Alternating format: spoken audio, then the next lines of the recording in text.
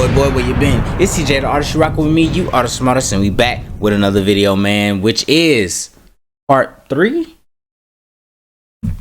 Let's see, part 3, part 1. Don't mind these little. This is my my video game stuff. Part 3. We are on part 3 of the James Harden fan versus 10 James Harden haters. So far, I'm not gonna lie, I'm rolling with the haters. He ain't, yeah. It's because it's James Harden, bro. But anyway, we're gonna see what this third one is. Like, comment, subscribe, all that good stuff. We're gonna jump straight into it, man. Come on.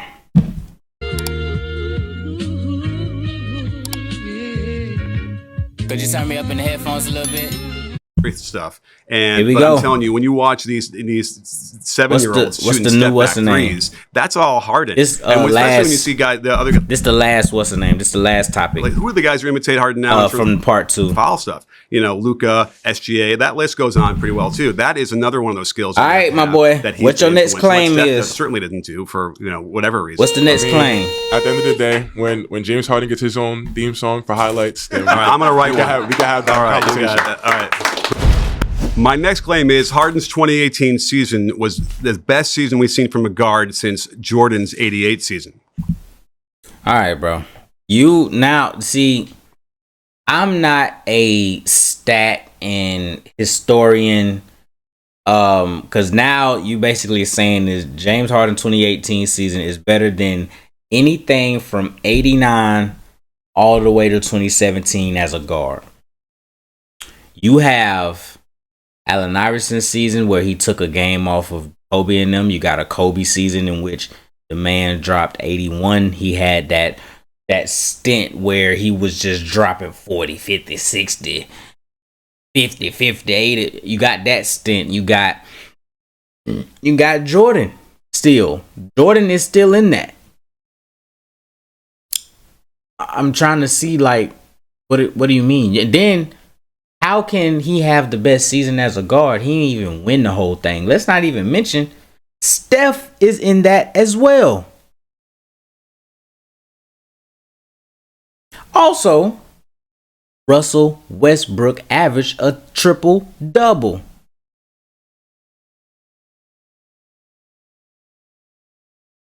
And then a lot of those guards finished with a championship at the end. They finished with MVPs at the end. MVP and a championship at the end. What are we doing? You even have the Dwayne Wade 1 year, 2 year season. Here's I don't know what the hell. I don't know if y'all heard that, but Wade carried Shaq and them boys. Like, let's see what he got to say, bro. To me, James Harden might be the worst guard top 5 ever.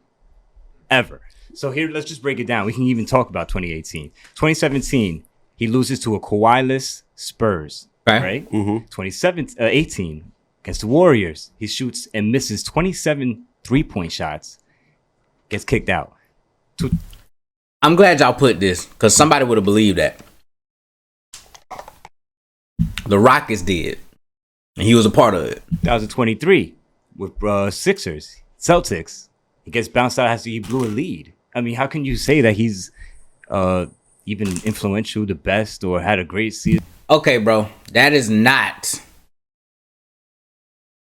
what the topic is. He just been sitting over there like, bro, we moving too fast. Y'all ain't letting me say nothing. He had to bring it back. Than anybody else. I mean, doesn't make sense. Well, let's focus on that one particular season because you're mentioning the 27 straight. He missed 27 straight threes. Yeah, he did. Okay, well, let's just make it clear. Like the team missed 27, right? Total. No, and if you Harden missed 27 for his own personal stats. He missed 27 threes that series. Now all of a sudden, he took it to the series. Like, if I go look at these stats and see if he missed 27.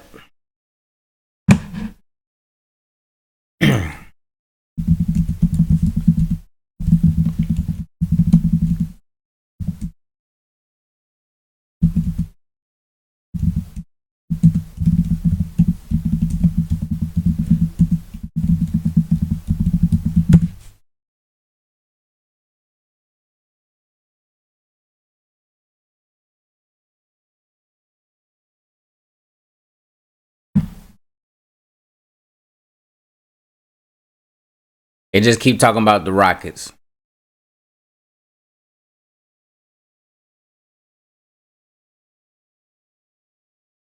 Bro.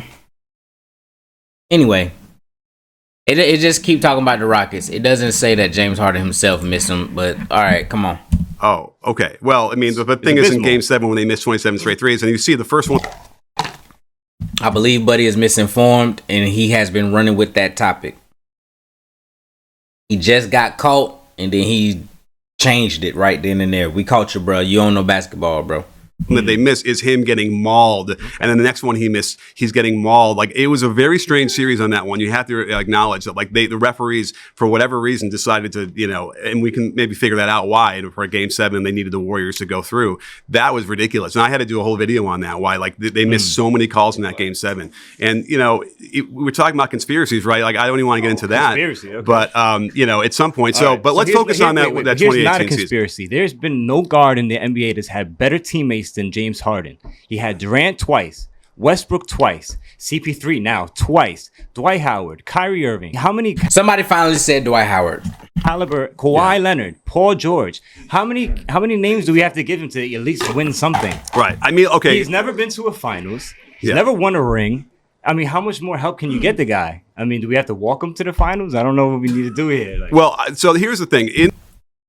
This is what a real hater does. He just sat down. He didn't bring up nobody else. Like, he didn't bring up nobody else to talk about the topic of James Harden's 2018 season. He came, sat down, and said James Harden is trash. Okay.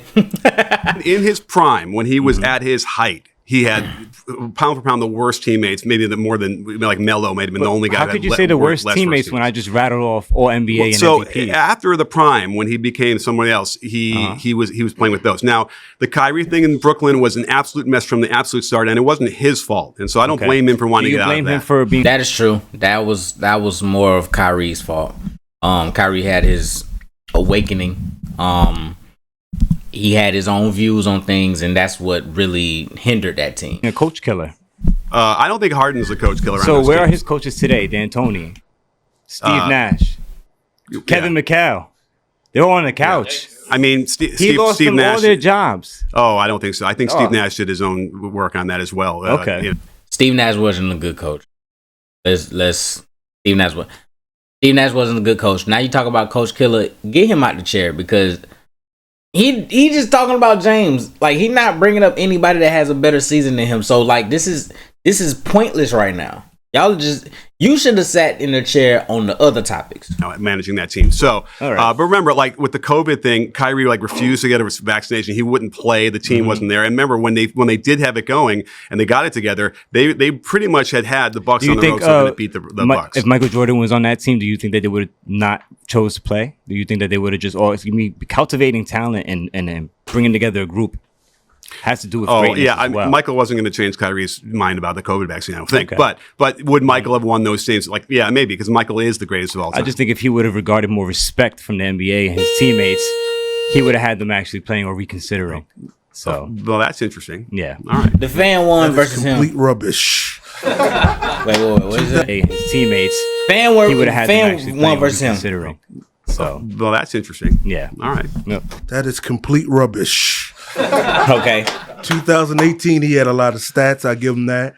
But there's no way his season was better than Iverson's 2001 season. I said that. Got to the finals with the dang 76ers. Him, Eric Snow, Mutombo. I don't even know nobody else on that team. And then that Lakers squad that basically was blowing everybody out on his home floor. On the Lakers' home floor. The iconic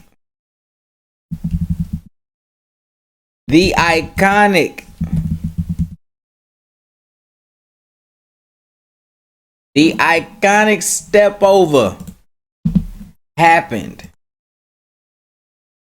Listen, do y'all realize if Allen Iverson would have found a way to win this championship, bro, this would have been the greatest season ever for a guard. Because think about it, guards 6'3" and below don't usually carry their team.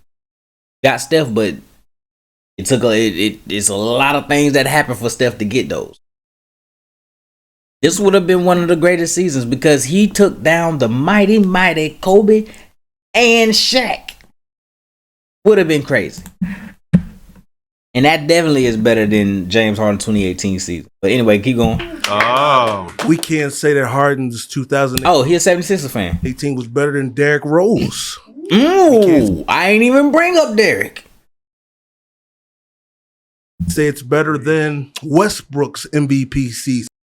Averaging a triple-double. Come on, bro. See, thank you. SGA's last year, not because of stats, but because those players took their team farther in the playoffs. And we watched Harden. I watched him do it to us. I watched him do it to Brooklyn. I watched him do it to Houston. He comes up a little short. Now, that 2018 season, I know he was killing them with Lil Baby in the clubs. I know his jersey is retired all through Houston. I know he can... Nobody comes with the suitcases like him. But on the court, I don't know if 2018 was the best since Jordan. Matter of fact, his season wasn't better than Nash's MVP, 2 back-to-back. He got the clips for you, bruh. And Kobe's MVPs He got the clips for you. He brought up examples. The first guy just let you simmer. He brought the clips for you. guard. I'll put all those over 2018 Harden. I mean, look at how hard it was for him to have to be able to do that, right? With a team like that. He's, he literally that team. Hold on, y'all. Let me make sure my wife is up because she's supposed to be going. We've been off.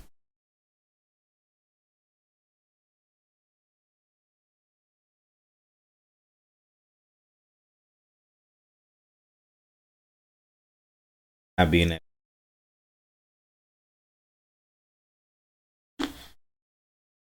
Ooh, get up. You know what time it is? Get up. All right. All right. She worked from home, but as was still. I'm all the way in another room. But anyway. Hey, get back to it. Had like Eric Gordon. It had, I think Trevor Ariza was on that team, right? He had nothing to go with, and he was still lighting it up for 36 a game. But I think the most important part about that was that he threw, I think, something like 220 assists for threes that year. So when you're talking about the assists, and Michael averaged 6 a game, whatever. I know that the Nash is higher than that, but when you're talking about generating an extra point and then spreading the floor like he was doing, that was extremely profound. I think people sort of miss that idea where he's generating way more points overall because of that, and those passes he had to make were like crazy skip passes from wing to corner and like causing all parts of problems. I know a lot of NBA coaches who said, like Russ didn't really scare them when in his prime, and other players like that. But when they had a guard Harden, that was the thing that really scared them because they didn't know if he was going to pass it, if he was going to score it, if he was going to ISO, he's going to draw a foul on a 3. Those are the things that made it really hard to scheme against defensively, and I think that's what makes that special. If it was so hard to scheme against, how he keep getting bounced out the playoffs. That season's so special. I'll give you all that. And he was dynamic and the stats are crazy. I just think it falls short because of how he ended in the playoffs. Now, if he'd have got to the finals, whole nother ball game. Those other players I listed kind of went for it. And when you look at you want to talk about players who didn't have a lot to play with, Aaron McKee was pretty good, and Tyrone Hill was a superstar, and George Lynch was all NBA, and Iverson put them on his back, got him to the finals. Yeah. So greatness demands that you take whatever you have to the next level. And I tell you, Harden would have loved to have played in the East as well. My man, coach. Now he want to throw in, he wanted to play in the East. He did. And he did nothing. Hey man, so look, I'm gonna just throw one out for you. How about 2024 Luka? 35-point triple-double, 70-point game. Smoked the 2024 Luka.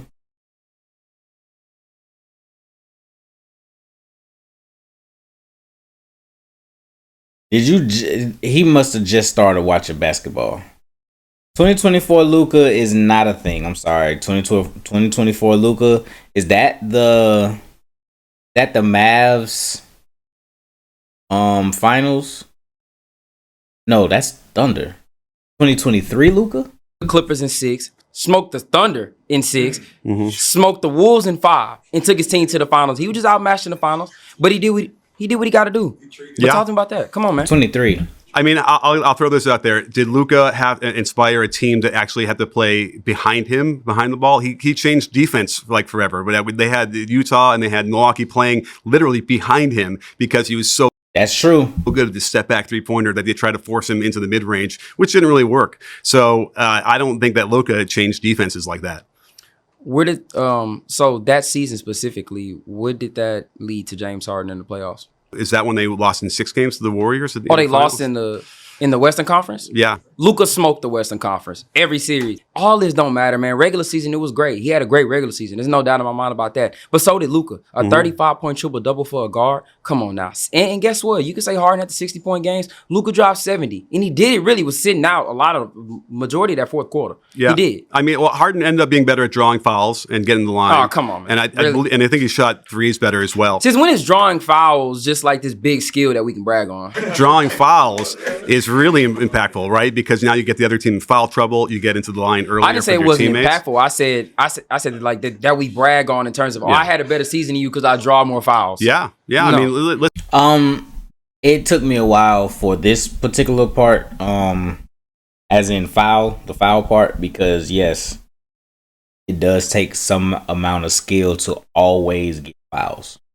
There's not just I'm about to run to the rim and you gonna hit me and I get fouled. No, it's manipulating the rules, exploiting the rules. He can't do this, so I'm going to see it and boom, I got the foul.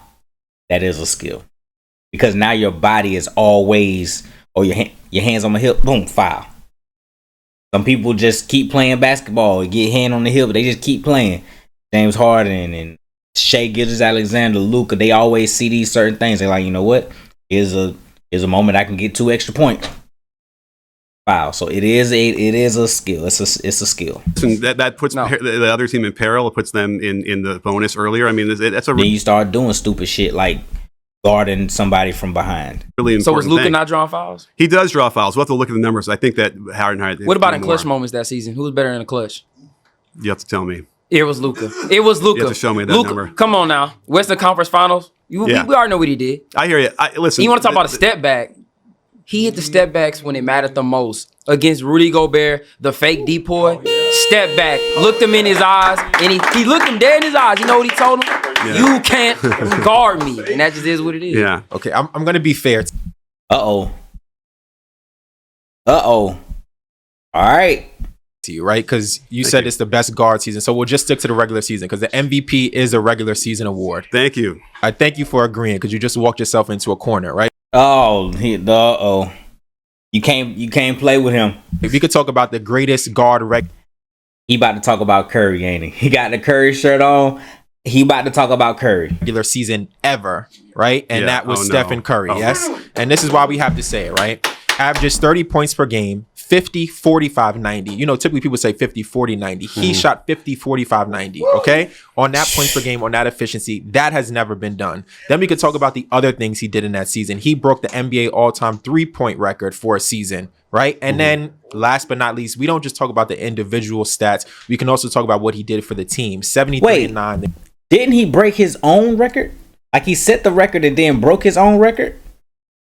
The greatest regular season ever. Okay. And then we could talk about the team as well. The average margin of victory per game was 10 points per game. Okay. Oh, that's a 73-9 Warriors. Oh, nah, you ain't got no better season than that. And he sat out most of the fourth quarter. Right. So he was so great that he didn't need to pad the stats at the end because if he wanted to, he could have easily averaged 37 or 36 points just like Harden did. So what makes Harden's season better than Steph's? Right, and I'm glad you brought that up because again, his numbers were depressed because he didn't play like he played 30 minutes a game. And by the way, that's the other argument about Harden not doing as well in the playoffs is that if he was on better teams like that and they had a different offense where he didn't have to do do as much, then he wouldn't have crapped out in the playoffs like he did as much as he did. So it's almost unfair in that respect that they had Harden doing that. So the other question then is, was it Harden's idea or was it Morey's idea and D'Antoni But why to is create the this season? offense? Why is the season better? Don't talk to me about the style of play. We don't determine that. Why is it better? Because you can't. Well, first of all, the sheer impact on the court and the half court is very close. But when you have to factor in the 3-point assists and the assists that he was making, that were way more than Curry.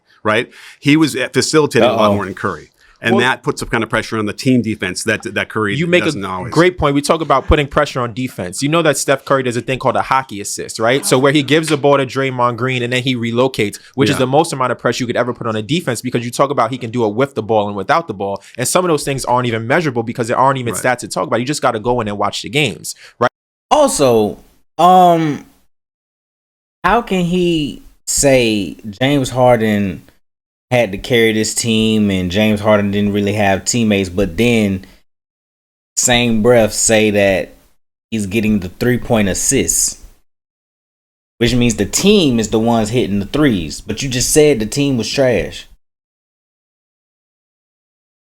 Right, so when you talk about pressure on defense, Stephen Curry extends the defense far further than James Harden does. He puts pressure on them every time he sets a ball screen because he works the offense even You carrying right now. when the ball's in his hand. You carrying just like Curry. Also one of the best screeners we've ever seen. So when you talk about a better season, he did it with a better team. He did it on better efficiency. He broke all-time NBA records. And then he was also the only unanimous MVP that we have ever seen in the league.